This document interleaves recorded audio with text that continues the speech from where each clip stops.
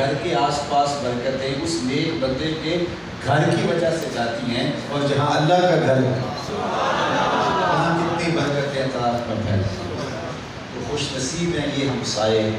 40 یا 70 گھروں تک مختلف روایات کے مطابق ہمسایہ ہوتا ہے، تو یہ مسجد کے ہمسایوں کا حق زیادہ ہے کہ وہ مسجد کی آبادی کے لیے کوشش کریں، اپنے بچوں کو بھی لے کر آئیں، خود بھی آئیں، اور 5 گانا نماز جماعت کے ساتھ اہتمام کے ساتھ پڑھیں، جس سے مسجد کی دعائیں حاصل کریں گے اور مسجد سے جڑی ہوئی برکتیں ان کے گھر میں اتریں گی۔ جب کوئی شخص مسجد میں حاضر ہونے کے لیے گھر سے چلتا ہے، اس کے قدم قدم پہ اسے نیکیاں عطا کی جاتی ہیں۔ اللہ اکبر۔ یہ تو ہے جو ہمسایہ ہے، اور جو دور سے ہے تو جو جتنا دور سے چل کے آئے گا اتنی زیادہ نیکیاں ہوں۔ ایک صاحب نے گھر قریب خریدنا چاہا مسجد کے، اس لیے کہ میں جلدی آ جاؤں گا کیونکہ مجھے دور سے آنا پڑتا ہے، تو اسے روک دیا گیا۔ فرمایا کہ تم وہی رہو، جتنے قدم زیادہ چل کے آؤ گے اتنی زیادہ نیکیاں تمہارے نامہ اعمال میں درج ہوں گی۔ تو یہ خوش نصیب لوگ ہیں جنہوں نے اللہ کے گھر کی تعمیر کی ہے اور اس کے لیے کوشاں رہے۔ جس طرح ہم شام جب ہوتی ہے تو آسمان کی طرف دیکھتے ہیں، تو آسمان پر ہم چمکتے ہوئے ستارے دیکھتے ہیں۔ آسمان خالی نظر نہیں آتا اگر بادل نہ ہوں، تو ہمیں آسمان پر نظر آتا ہے کہ جگہ جگہ ستاروں کے جھرمٹ ہیں، جگمگا رہے ہیں ستارے۔ آسمان والے جب زمین کی طرف دیکھتے ہیں تو انہیں ستاروں کی طرح مسجدیں چمکتی دکھائی دیں۔ یہاں سے بوگتی اوپر جاتی ہے اور ان کو مسجد نور کی طرح روشن دکھائی دے۔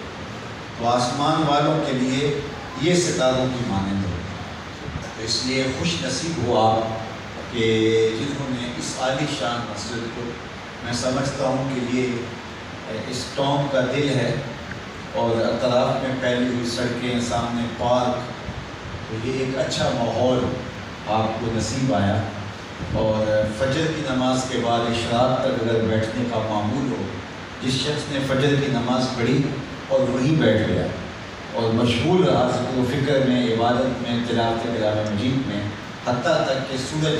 بلند ہو گیا 1 نیزے تک، یعنی تقریباً 15 سے 20 منٹ گزر گئے، پھر اس نے صرف 2 رکعتیں پڑھی، تو اس کو اللہ مقبول حج و عمرے کا ثواب عطا فرمائے۔ مسجدوں کو ذکر سے، تلاوت سے، قرآن مجید کی تلاوت سے آباد کرو، اور جو لوگ مسجد کی خدمت میں پیش ہیں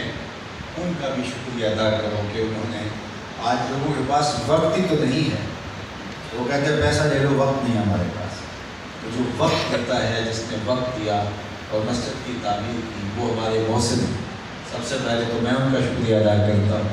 ان دوستوں کا جنہوں نے اس مسجد کی تعمیر میں حصہ لیا۔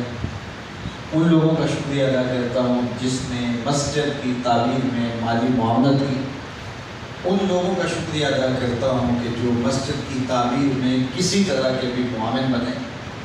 اور اللہ تعالیٰ اس مسجد کو، اس پورے علاقے کے لیے روشنیوں کا، اجالوں کا، خیر و برکت کا، فروغ تعلیم کا، فروغ علم کا،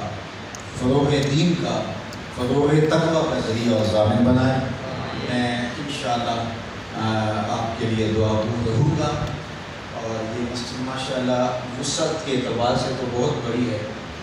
اور مسجد کے بارے میں علماء نے یہ بھی کہا کہ کسی مسجد کو بھی چھوٹا نہیں کہنا چاہیے۔ یہ جو کہہ دیے نا بڑی مسجد اور چھوٹی مسجد،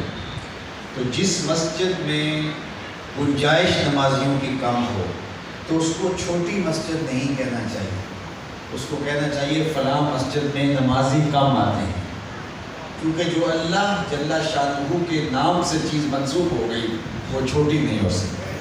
وہ بڑی ہے۔ تو یہ عمومی طور پہ ہمارے یہاں کہا جاتا ہے کہ چھوٹی مسجد اور بڑی مسجد، علماء نے لکھا ہے کہ مسجد چاہے 2 مرتبے کی ہو، مسجد چاہے 10 نمازیوں کی ہو، تو یہ کہنا چاہیے اس میں نمازی کم آتے ہیں، لیکن یہ کبھی نہیں کہنا چاہیے چھوٹی مسجد۔ ماشاءاللہ یہ بڑی مسجد ہے، اور یہ تو ویسے بھی بڑی ہے رقبے کے اعتبار سے بھی، تو رقبے کے اعتبار سے یہ بڑی مسجد جو ہے یہ آج ہی بتا رہی ہے کہ یہ جگہ کم ہے، اور تن دامانی کا اظہار کریں، اور انشاءاللہ یہاں تسلسل کے ساتھ اجتماعات بھی ہوتے رہیں گے، جمعہ المبارک کا سلسلہ یہ دور بھی ہوگا، اور ماشاءاللہ جو ہے ربیع الاول شریف آنے والا ہے، حضور کے ذکر کی خوشبو بھی پھیلے گی، اور پھر ماہ سیام رمضان المبارک تو بہار کا موسم ہوتا ہے، کیا دل آویز مرحلے ہوں گے انشاءاللہ۔ جو رنگ و روغن کا لباس ابھی پہننے والا ہے اس مسجد زیب تن کرنا ہے ابھی، انشاءاللہ رمضان المبارک تک وہ بھی تکمیل پذیر ہو جائے گا، اور یہ پورے علاقے کے لیے ایک صوری اور معنوی حسن کی جامع عمارت ہوگی، اور یہاں آ کر کے قلبی، ذہنی، فکری، روحانی تسکین اور سکون نصیب ہوگا۔ میں بار دیگر آپ لوگوں کی آمد پر آپ کا شکریہ بھی ادا کرتا ہوں۔ آپ افتتاحی تقریب کے اس موقع پر جمع ہوئے، تو جو لوگ باہر سے آئے ہیں ظاہر ہے وہ تو اس طرح تسلسل سے نہیں تبھی آئیں گے، لیکن جو نماز اوقات کے اندر تمام اہل محلہ جو ہے وہ اسی ذوق اور شوق کے ساتھ شامل ہوں۔ اللہ تعالیٰ اس مسجد کو مزید برکتوں اور رحمتوں سے مالا مال فرمائے، اور اس کے اندر اترتی ہوئی برکتوں سے اللہ جل شانہ اس پوری سوسائٹی کو اپنی خاص پناہ میں رکھے، اور جو لوگ اس مسجد کے ساتھ جڑے ہیں، اس مسجد کی تعمیر میں حصہ لیا، اللہ تعالیٰ جل شانہ ان کی نسلوں کو بھی آباد رکھے، اللہ ان کو ہمیشہ شاداب رکھے۔ جس نے اس مسجد کی تعمیر میں 1 روپیہ بھی دیا ہے، اللہ اس کو اتنا عطا کرے کہ زندگی بھر کمی ہونے واقع نہ پائے، اور اپنی خاص کر نوازیاں اللہ جل شانہ اس مسجد کے واسیوں کا، اس مسجد کے قرب و جوار میں رہنے والوں کا مقصود فرمائے، اور اپنی خاص پناہیں اور کرم نوازیاں اللہ تعالیٰ جل شانہ عطا کرے۔ دعا گو بھی ہوں، دعا جو بھی ہوں، اور دیگر صدر سوسائٹی سے لے کر کے عام رہائشی تک سب کو مبارکباد پیش کرتا ہوں، اور اس مسجد کے لیے دعاؤں اور التجاؤں اور تمناؤں کی گٹھڑی اللہ کی بارگاہ میں پیش کرتا ہوں۔ میرے مالک یہاں رشد و ہدایت، نور، روشنی اور پورے علاقے کے لیے فیض و برکت کا اس کو مرکز بنا دے، اور اپنی خاص عنایتیں اور کرم نوازیاں اللہ نصیب فرمائے۔ کعبۃ اللہ کی اس بیٹی کو ہمیشہ آباد رکھنا، شاد رکھنا، یہاں دودھ برستا رہے، اجالے پھیلتے رہے، اور خیر و برکت کا چرارنا رہے۔ حضرت عمر رضی اللہ تعالیٰ عنہ نے،